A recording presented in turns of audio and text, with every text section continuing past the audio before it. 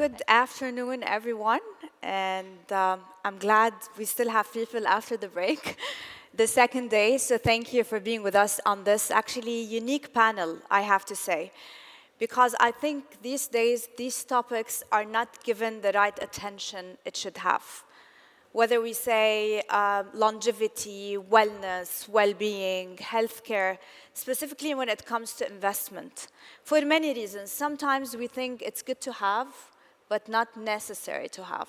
Sometimes there's lack of understanding. Sometimes there's lack of awareness. Sometimes we don't know how to attract the right investors to the right topic related to that. And that's what we will try today in this panel to address. We will talk about how to attract investors, what's attractive to investors, what are the attractive markets. We're going to talk about challenges. We're going to talk about shifts of way of thinking. And also, definitely, we're going to talk about the outcomes. What's the outcome out of all of that? Where are the opportunities? And to do that, we have lovely panelists with us. Without further ado, I would like to ask each and every one of you to introduce yourself. We'll start with Ellie.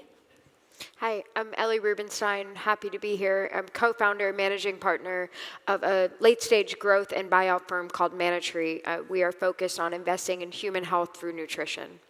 Aaron Weber, thank you for having me. I'm a senior partner of Hiron Investments. We're a healthcare and technology investor. I'm based in Abu Dhabi. Shahar Kashmi, Director of Health at Department of Health, which is the local government authority for healthcare in Abu Dhabi, and also Professor of Medicine at Mayo Clinic, Rochester, Minnesota. Thank you for having me. Welcome, everyone. So let's start with the basic question. I'll start with you, Aaron. You hear that sometimes from the market or from investors, okay, why investors should be attracted to longevity and well-being and wellness and healthcare. Sure, what factors attract that? Well, I think it's a significant secular trend. I mean, firstly, just examine the size of the market. It's a $5.3 trillion market with a 5.5% CAGR, and there are subsegments of it that are exhibiting significant growth, such as the wellness industry, which is seeing a near 10% CAGR.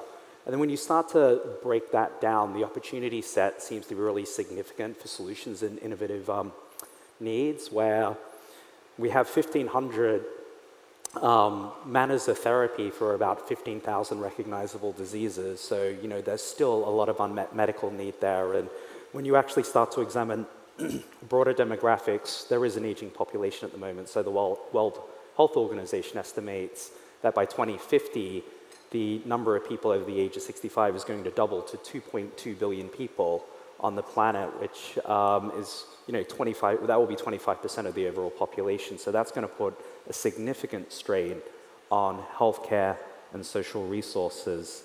And so,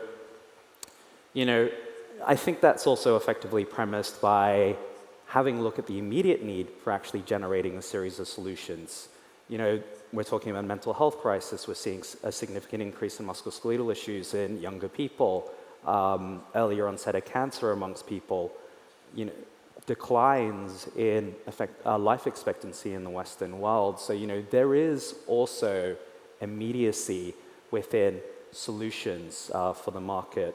But there's also social momentum that's effectively behind longevity and wellness. If you look online, you turn on Netflix, you look at podcasts, some of the most popular content that you'll find today is effectively promoted by wellness practitioners, but people that actually have deep scientific and medical and nutritional understanding.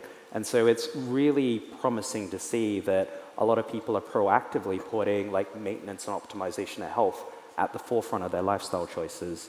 And I'd probably say the last factor is really just that around innovation. Yeah. It's a market that has real breadth and depth. And if you look at, say, for example, published literature within the aging research sector, it's doubling effectively year on year. And it's also supported by a very deep funding market. According to Carta, which is effectively a US company that analyzes venture capital funding, it's the second most funded sector within US venture capital. So, in totality, I think that there's so much of a need, but so many solutions, innovation that's effectively being offered. And there is a very diverse range of portfolio returns you can desire, like based on sort of risk reward, from effectively stable constant returns to looking at sort of more moonshotty projects that are very transformative on the health front. Absolutely, absolutely, Aaron. Thank you for that. Ellie, if I move to you and Manatree, one of the main, you do so many wonderful stuff at Manatree. One of the things you focus on is growth stage companies. How, if a company in your place or people in your place you want to do the same, how do you identify opportunities in line with that in order to empower and improve healthcare, longevity, and wellness? What's the process? How do you get these opportunities or identify them? Sure. So, look, I've been coming here since we started. We're about 5.5 years old. And one of the things that we always said was we're food supply chain investors. Our tagline is now improving human health through nutrition. But why it was food supply chain was that was something that resonated in this region. I'm from Alaska. We import 95% of our food. And when I came here in the early days, the reason I came here was the region also imports 95% of its food. But what you learn is you don't want to just import things that are unhealthy. Yes. You have to redo and strengthen supply chain as well as have these strong consumer brands. So what we were fighting for since day one was proving out food as an asset class.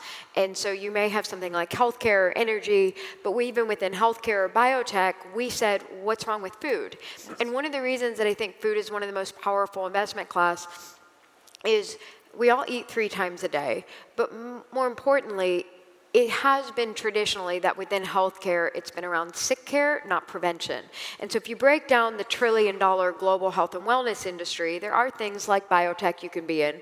But for the average investor that may not want sort of venture-like risks, they're going to want more private equity, stable returns. Yes. And where you're really going to find that is growth, is late-stage growth or private equity buyout firms. And so that's actually really good for food. And when we started, food as a sector was very small, and it traditionally was in venture-like companies. So what we said is, let's go after categories that are new and empowering the consumer. And this region I give a lot of credit to. Our first company actually had $1 billion IPO. Our first investors were in here. They were co-investors. But what was amazing to me was a company called Vital Farms. I did tell the local LPs I'd bring the eggs over here if they wrote the check. I did not realize how hard it was to actually distribute food into the region. But what was fascinating to me is it's a category called pasture-raised eggs. And if you know the food from the region, most of the food in these types of categories actually comes from Turkey. And I had a lot of these investors take their phone out and show me these pictures of these orange-like yolks. And I couldn't believe that they knew more about this than back home in the US when you had to say, well, what is a pasture-raised egg? And what we were really trying to explain to people is if you can reduce the commodity risk, which is great for the investment, it may also be better for your health. What does that mean? Was we were talking backstage, kind of great when you have a doctor that knows your own health issues, but in today's world, 9% of the GDP is actually from obesity or diabetes, and it's rising. And also, 9% of the population has food allergies. Yeah. If you look back at my parents, that did not happen. So why are these food allergies on the rise? This has been very personal to me. That's why we started Manatree. People always ask where the name Manatree comes from. I had a history of anaphylactic shocks that I did not know was actually an immune disorder or a compromised gut. But what you're finding is these allergies are on the rise. And so I go back to what is food investing and why food supply chain. Consumers need to trust where their food is coming from. And the only way to do that is to start to have clean supply chains, clean manufacturing, and consumer brands that you can trust. Yes. And so essentially what Manatree has somewhat pioneered is how do you take CPG or strong brands mixed with a real asset where you have a manufacturing component. We're not in sort of this food tech venture-like investment. We really are more in private equity. But that's what we really tried to do, and it really did resonate in the region, and it turns out around the world. This is not something about socioeconomic status, about if you're healthy. It should not be that the wealthier are getting healthy. Yeah. Sadly, in today's world, what we really look for is accessibility, affordability, and scalability. Because as we get into the concept of food as medicine, the people who truly need this the most, Should be the for price everyone. points have to come down, and you have to be able to get these brands overseas. So that's a little bit about what Manatree does. And I know the region's been big in food tech. I also will say the region has been very big in food security. But you'll start to see as we get into, it's not just about greenhouses now. It really is about working with the work that you do on how we can move brands forward, where in certain places like the US, I'm very outspoken about this, the FDA is behind on the concepts of food as medicine. And I believe with people like you all, this region is going to move much more ahead in food as medicine than it will in the US. So that's a little bit what Manatree tries to do, is identify the types of categories within food investing. And so we see things like greenhouses, food as medicine, functional beverages, and clean proteins. Amazing. And speaking of this region, Dr. Shahrukh, Ellie just mentioned she had actually a great investment here in the region. Do you see or do you think Middle East should be the lucrative market for all of that, and why? Where's the opportunity here? Thank you. That's a great question, Hala. I agree with Ali. I mean, this is the reason why the UAE is a very lucrative market is because investors who think about investing big, they're thinking of long term. And one of the biggest obstacles in some countries is the regulatory environment. It's not conducive. It's actually not supporting the industry. What we're trying to do at the Department of Health is actually encourage clinical research, encourage research which is cutting edge, translating from animal studies to human studies, artificial intelligence-based drug development into human studies. And we're promising timelines which are unparalleled to other countries' regulatory agencies, which is, for example, from submission to the first response, 1 month time frame for a clinical trial, which Ellie knows and Aaron knows very well from England and Australia and everywhere Aaron has been, that it takes a lot of time in different countries to get things approved. Now, secondly, if you think about the overall philosophy, you look at the consumers and you look at the ROIs long term, and the habitus and many other things. But if you're looking at the consumer market, we are at a center of many different populations which come to Dubai and Abu Dhabi regularly. And if we do proper science, we're not looking at this region only. If we discover, invent things, or innovate, we're doing it for the world. And that's what the wise leadership of UAE wants. Make in the UAE, manufacturing, scalability, approvals. Approval from clinical trial to a commercial product is a very important thing.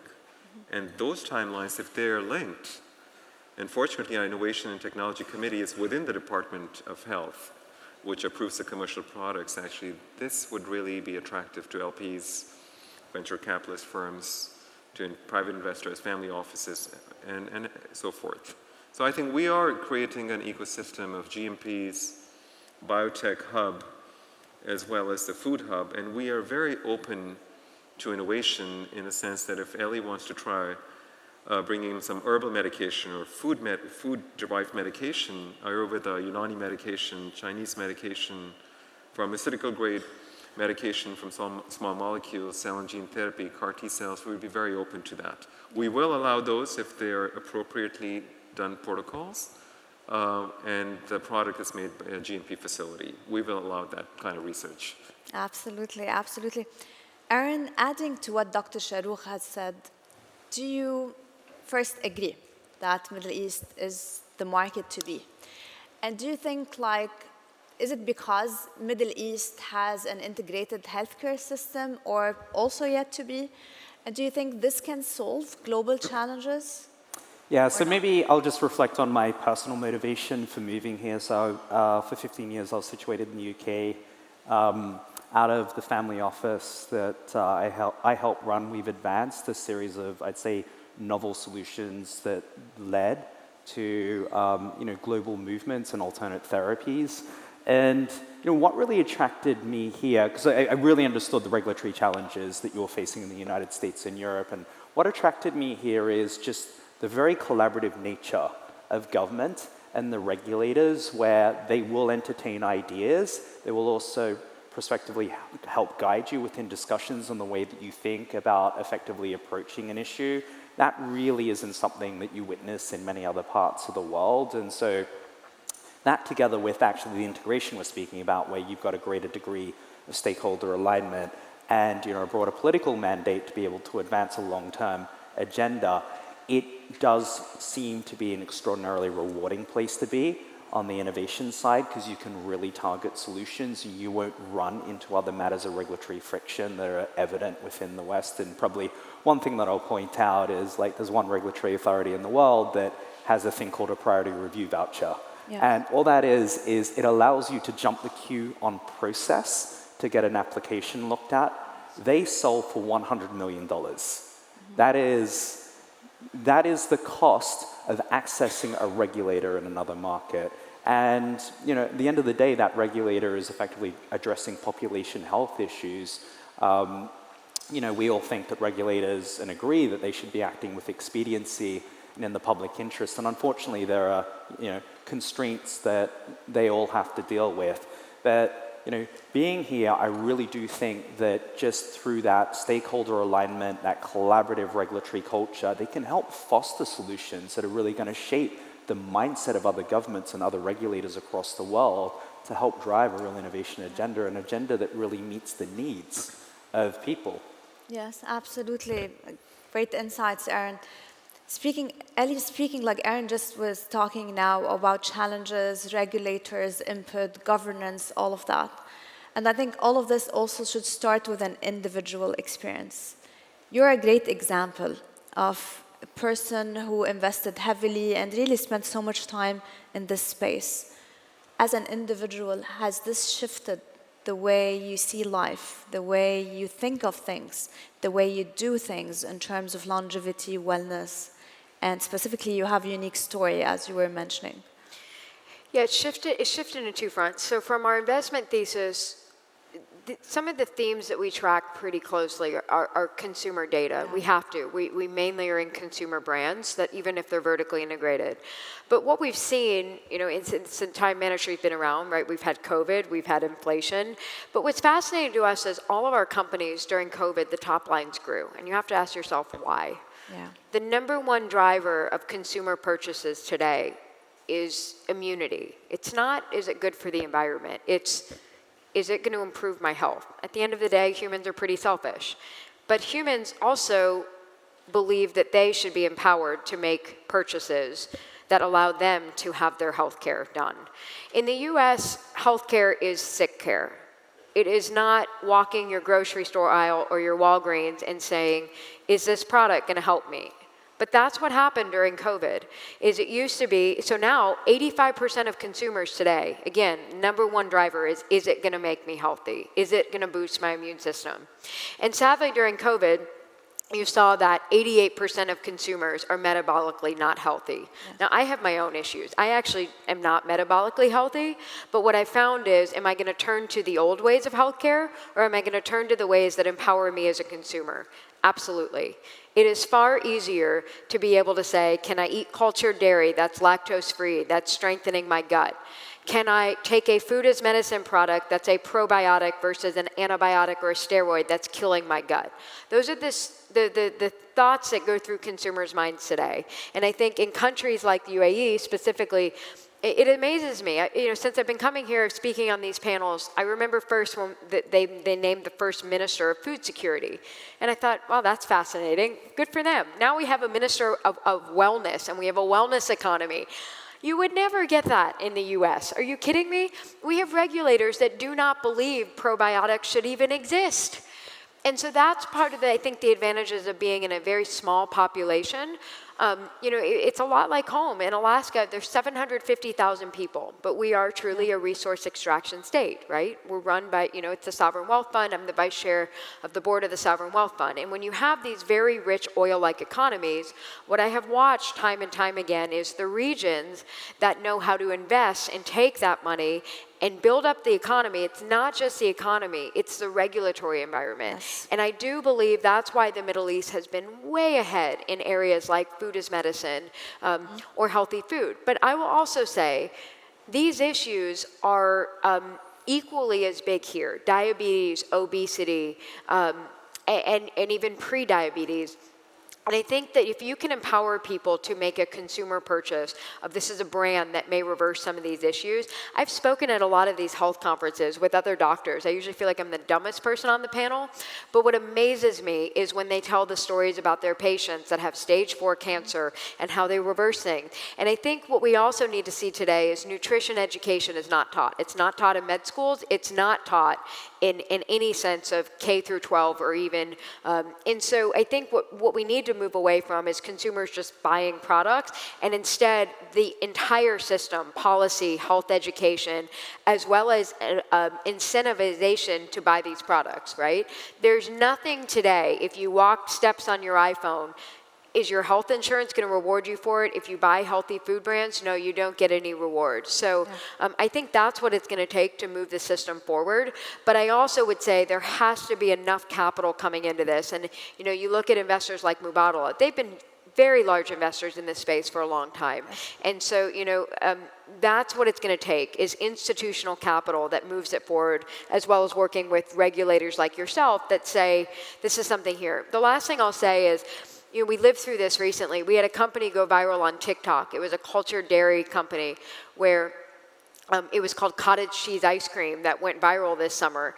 And so I saw it from the highs and lows. Like, what do you do when a company goes viral on TikTok? Well, there wasn't enough dairy processing capacity in the US. We had to move into Canada.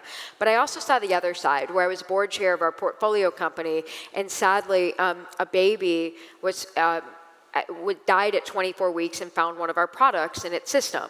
And what happened? The FDA pulled the product. And I would say the consumers were really mad.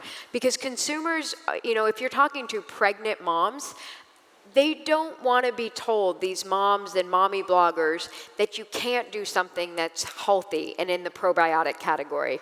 And we were amazed by this. The FDA has very strong thoughts that are not in favor of gut health or probiotics. It's outdated. But when you look at the consumers, who are the moms and pregnant moms, don't mess with a pregnant mother, was what we learned. And so for us, here we are trying to work with the FDA. It turns out that the power of consumers and the power of brands is very real. And so just as yourself, you sit in the audience, whether you have a wife, whether you have a daughter, today most consumer purchases are still made by women. And especially in a region like this, we have 40% of our investors are women. Don't underestimate what the power of these women can do. And we've seen this time and time again. They move categories ahead of old, outdated, unhealthy systems. Yeah, actually, this brings me to speaking about regulatory challenges, speaking about regulators seeing this as a sick care rather than preventive and empowerment. My question to you, Dr. Shahrukh, do you see, what are the main global challenges you see across, regulators in this sector? And do you see Middle East? Do you think Middle East can solve some of these issues, and why? Thank you, Hala. That's a great question. I think there's many challenges at different fronts. There's a technical challenge of the understanding of the purpose of doing what we do every day. Of course. There's a challenge in understanding the consumer market. There's a challenge from some of the regulatory agencies around the world to understand the investor market and investor thinking. And that primarily is because of many reasons and a history of how the regulatory agencies were run initially by, for example, in medical sectors, by physicians and scientists who were hardcore professors who would love to publish papers. Yes. Rather than go out in the community and ask what the people want, not what the scientists want, not what's important for academia. The first challenge, technical point, is, for example, longevity. The word is very inappropriate. We've said that. I'm not the only scientist who does aging research says that. This majority of the scientists who are in aging biology would agree with that. You live to 100 years, 150 years. People have tried to do that for 8,000 years that we have evidence of. And then what? When people can't even live 5 years of life with health span, with good quality of life. Ellie talked about food insecurity, which means tomorrow you don't know what you're going to eat. And when we talk about that, we're not talking about 1 million, 2 million people. We're talking a quarter of the world's population. This challenge is massive. Yet living from 100 years to 150 years comes at a very later stage. The population dynamics of UAE.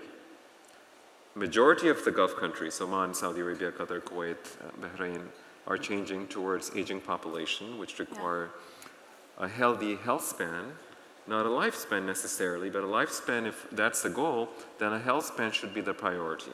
Yes. And when I say that, it means, Hala, you know that it really means that we're looking at the quality of life in the clinical trials, rather than living longer. And funding those kind of studies is going to be not possible for another 30, 40 years. The clinical trials are expensive. Absolutely. So I think that's a bigger challenge. And then US leadership is fortunately recognizing the public policy much more than ever. But the departments of FDA, for example, and SEC are so big that all the people don't talk with each other. Here, we're sitting in Investopia, and I was at the Milken and the Fortune in Abu Dhabi just recently, and we know how many healthcare sessions we had.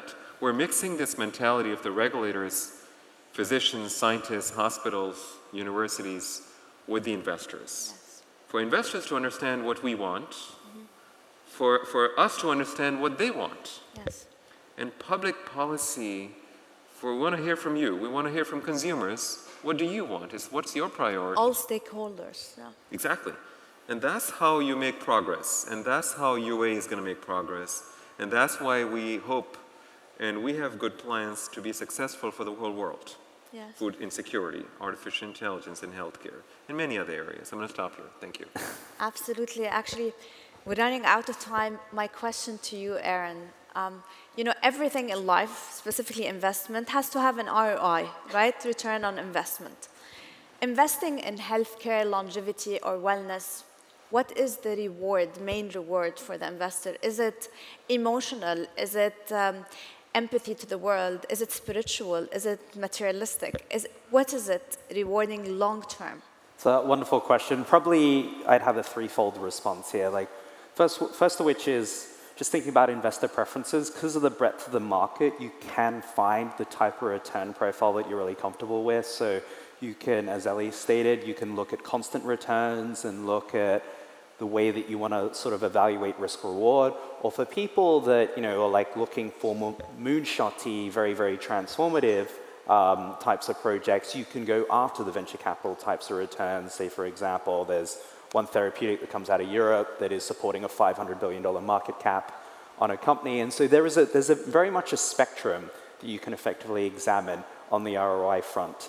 The second point really is just societal impact. It is your ability to change the lives of broader communities, friends, family, and be able to just shift something that actually matters very, very deeply to a lot of people. I think the third point is just really a very self-interested one, which is around self-development. It's nice to immerse yourself and learn how to like improve and optimize your own health through, you know, your day-to-day job. And so, you know, I think that in totality makes a really incredible ROI for people that are focused on the industry.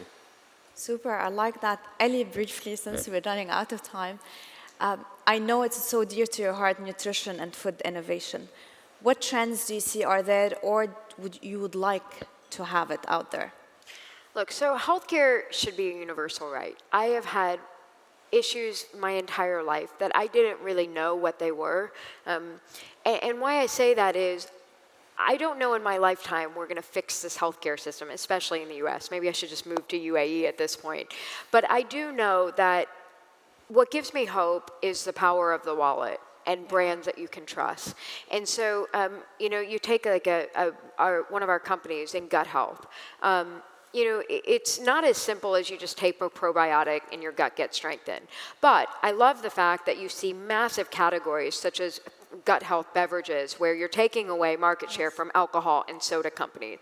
I think the one thing we can all agree on in the stage is sugar should not be in our diets in the way, or heavily over-processed foods. And so if you can find ways to empower consumers in a cheap, clean format, I'm very excited about gut health. I'm also excited about ways that consumers understand what gut health is. It should not be that complicated. And we were talking about backstage, I won't trash talk big food because they have these massive distribution mechanisms that we really do need to be able to give this to people who can least afford it. I also would say things like regenerative agriculture. I think we hear less today about greenhouses and more about regenerative agriculture. I'm a huge fan. I want the chemicals, and many of us, out of our food. And that means chemicals where you have no chemicals and the soil is strengthened. So much of our health is coming from lack of nutrient density. I wish we could change the way a label worked. I don't know how, maybe you could work on that. But my dad always looks up at the label and he says, "Is this healthy?" And I said, "Dad, it's not about is it healthy or is it not. You need to understand what the label is." But what I can tell you is that if you look at regenerative agriculture, cutting out feedstock, cutting out chemicals, strengthening soil health, you should be able to eat chicken, eggs, beef, clean protein, and be able to get the right health. I will also say in things like rice and grain, there should not be arsenic in the soil. And so I think those are the things that really, the movement towards anything in clean ingredients, that seems to be whether you're plant-based or healthy meat, everybody does agree on clean ingredient and low sugar. So those are the things that we look at. Great tips, Ellie. To wrap up, I think we can steal some few minutes because I would love to hear your answer on that, Dr. Shahrukh. Policy challenges, like the top, for example, 2 policy challenges, or as much as you want to give us in like brief time, which needs to be addressed to empower all what we've been talking about. Well, thank you. The policy challenges are many, but the top policy challenges include what actually Ellie and Aaron already mentioned. What are the priorities of the nation and what are the priorities of the world? Food insecurity, having clean foods. And what exactly the policy will dictate that how these things are going to happen is the greatest challenge. It's easier said than done. I mean, we put taxes in the US on cigarettes, and then the cigarette smoking actually decreased from 50% adults to actually 20%, and then it plateaued, unfortunately.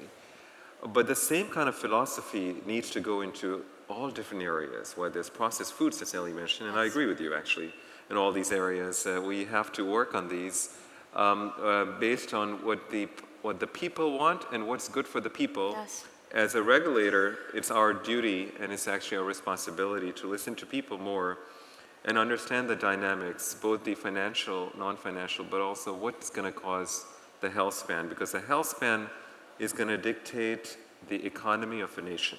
Yes. That's the bottom line, actually. If you change the retirement age by 2 years, that puts in billions or takes out billions of dollars from economy, actually. So that's what we need to work together, and Ellie just gave me a lot more homework to do actually in Department of Health, but yeah, no, I essentially agree with both Aaron and Ellie. Then prioritizing and including, and making it 2 ways in order to enhance, not just impose it on whomever is consuming it. Thank you so much, Dr. Shahrukh, Aaron, and Ellie. Personally, I learned a lot today. Thank you so much. And thank you, everyone, for being with us today. Thank you. Thank you.